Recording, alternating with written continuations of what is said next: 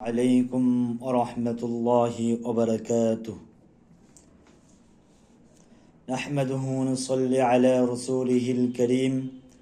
أما بعد، عن أبي سعيد الخدري رضي الله عنه قال: قال رسول الله صلى الله عليه وسلم: إن لله تبارك وتعالى عتقاء في كل يوم وليلة، يعني في رمضان، وإن لكل مسلم في كل يوم وليلة دعوة مستجابة، أو كما قال عليه الصلاة والسلام।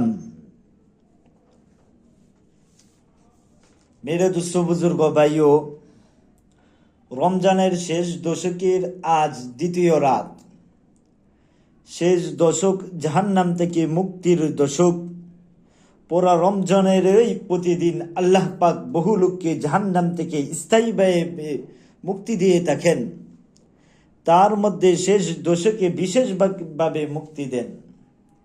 যে হাদিসখানা আমি তেলাওয়াত করেছি তার মধ্যে আল্লাহর পয়গম্বর রাসূল আকরাম সাল্লাল্লাহু আলাইহি ওয়াসাল্লাম বলেন, রমজানের প্রতিদিন আল্লাহ পাক আল্লাহ পাক রব্বুল আলামিন জাহান্নামের বহু কয়েদিকে মুক্তি দিয়ে থাকেন। এরপর আল্লাহর পয়গম্বর রাসূল আরবি সাল্লাল্লাহু আলাইহি ওয়াসাল্লাম বলেন,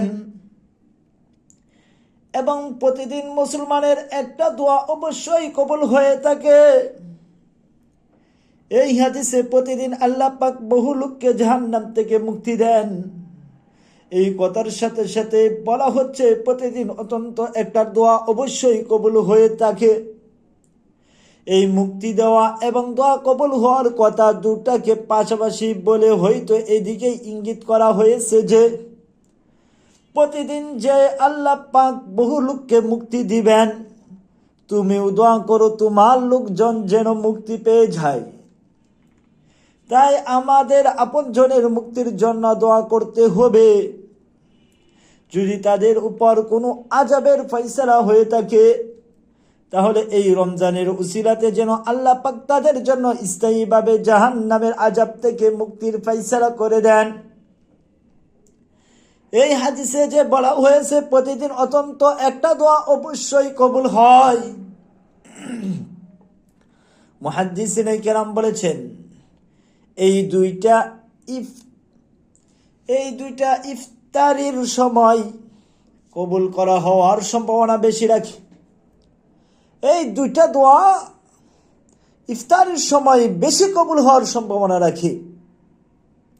তাই এখন থেকে ইফতারের সময় বিশেষভাবে স্মরণ করবে, অর্থাৎ বিশেষভাবে স্মরণ করে নিজেদের আপনজনের জন্য দোয়া করতে হবে। ইফতারের আইটেম কয়টা হলো, কোনটা আসলো, কোনটা বাদ পড়লো, এগুলো দেখতে দেখতে এগুলোর চিন্তা করতে করতে যেন দোয়ার কথা বলে না যায়। আল্লাহ পাক জিন্দা মুর্দা সকলের জন্য নাজাতের ফয়সালা করেন। আমিন। ওয়া আখিরি দাওয়ানা আনিল হামদুলিল্লাহি রাব্বিল আলামিন।